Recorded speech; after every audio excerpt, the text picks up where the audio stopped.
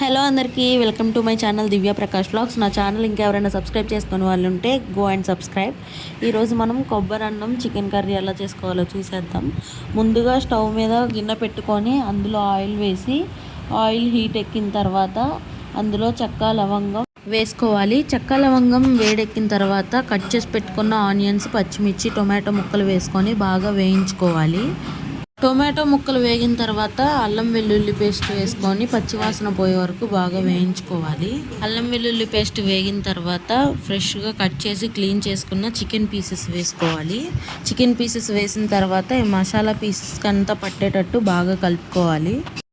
తర్వాత మీ రుచికి తగ్గ సాల్ట్, కొంచెం పసుపు వేసుకొని అది ముక్కకు బాగా పట్టే వరకు కలుపుకొని మూత పెట్టుకొని ఉంచుకోవాలి. ఈ చికెన్ పీసెస్ ఉడికేలోపు పక్క స్టవ్ మీద ఇంకో గిన్నె పెట్టుకొని అందులో కొంచెం నెయ్యి, కొంచెం నూనె వేసి అది బాగా హీట్ అయ్యే వరకు ఉంచుకోవాలి. నూనె హీట్ అయిన తర్వాత అందులో కట్ చేసి పెట్టుకున్న ఆనియన్, టొమాటో, పచ్చిమిర్చి ముక్కలు వేసుకొని లైట్గా వేయించుకోవాలి. టొమాటో ముక్కలు హీట్ అయిన తర్వాత అల్లం వెల్లుల్లి పేస్ట్ వేసుకొని అది పచ్చివాసన పోయే వరకు బాగా కలుపుకొని పెట్టుకోవాలి. ఆ తర్వాత కట్ చేసి క్లీన్ చేసి పెట్టుకున్న పుదీనా ఆకు, కొత్తిమీర వేసుకొని బాగా కలుపుకోవాలి. దాని తర్వాత కొంచెం పసుపు వేసుకొని బాగా కలుపుకొని పెట్టుకోవాలి. తర్వాత మీరు బియ్యం ఎలా తీసుకుంటారో దానికి తగ్గట్టు వాటర్ పోసుకోవాలి. అంటే ఒక కప్పు బియ్యం తీసుకుంటే కప్పున్నర వాటర్ పోసుకొని దాంట్లో రుచికి తగ్గ సాల్ట్ వేసుకొని బాగా కలుపుకొని పెట్టుకోవాలి.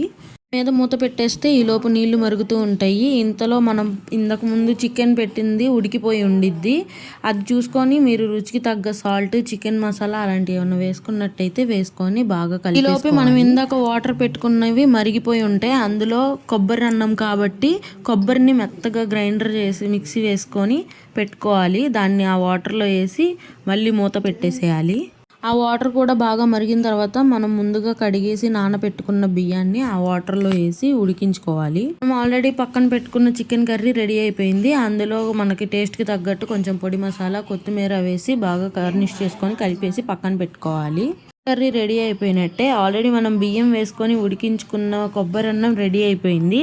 ఒకసారి చూసి ఉడికిందో లేదో చూసుకొని దింపేసుకొని ప్లేట్లో సర్వ్ చేసుకోవడమే. Thanks for watching my video. Bye bye. Take care.